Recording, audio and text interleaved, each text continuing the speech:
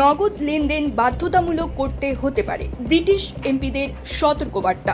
British সংসদের treasury committee সতর্ক করেছে, ভবিষ্যতে দোকান ও সেবা প্রদানকারীদের নগদ গ্রহণে বাধ্য করা হতে পারে। ব্যাংক নোট ও কয়েনের ব্যবহার দ্রুত কমে যাওয়া দুর্বল ও প্রবীণ জনগোষ্ঠীকে রক্ষা করতে সরকারকে পদক্ষেপ নিতে হবে বলে প্রতিবেদনে বলা হয়েছে। প্রতিবেদনটি আইন পরিবর্তনের সুপারিশ না করলেও নগদ গ্রহণের হার পর্যবেক্ষণে সরকারের ব্যর্থতা নিয়ে উদ্বেগ প্রকাশ করেছে। কমিটি বলেছে, যথাযথ সুরক্ষা নিশ্চিত না হলে ট্রেজারি ভবিষ্যতে নগদ গ্রহণ বাধ্যতামূলক করতে পারে। মাছে ভাতে বাঙালি, আর সেই মাছ পেতে আসুন লন্ডন ফিশ নেটে। জি হ্যাঁ, ইস্টহ্যাম পুরাতন টাউন হলের সন্নিকটে আপনার প্রিয় মাছের সম্ভারে ভরপুর। আসুন, দেখুন, বাজার করুন ছোট বড় সব ধরনের মাছ।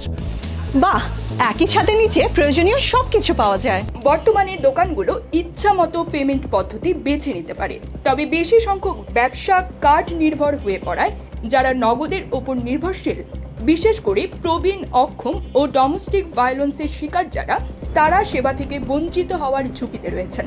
কমিটির চেয়ার ডেম মেঘ হিলিয়ার বলেন, এটি একটি সতর্কবার্তা। নগদের গুরুত্ব ভুলে গেলে সমাজের একটি অংশ মারাত্মকভাবে ক্ষতিগ্রস্ত হতে পারে। প্রতিবেদনে হাট বাজার, থিয়েটার, গণপরিবহন, এমনকি পার্কিংয়েও নগদ না নেওয়ার কারণে জনদুর্ভোগের উদাহরণ তুলে ধরা হয়েছে। পাশাপাশি বলা হয়েছে, অনেকের জন্য নগদ বাজেট নিয়ন্ত্রণ ও স্বাধীনতা রক্ষার একটি হাতিয়ার। সরকার 2030 সাল পর্যন্ত পোস্ট অফিসের মাধ্যমে নগদ সেবা নিশ্চিত করতে ব্যাংকগুলোর সঙ্গে চুক্তি করেছে এবং 350টি ব্যাংকিং হাব স্থাপনের ঘোষণা দিয়েছে। তবে বিশেষজ্ঞরা বলছেন, আইন করে নগদ গ্রহণ বাধ্যতামূলক করাই এখন সময়ের দাবি। News desk, UKBD Times.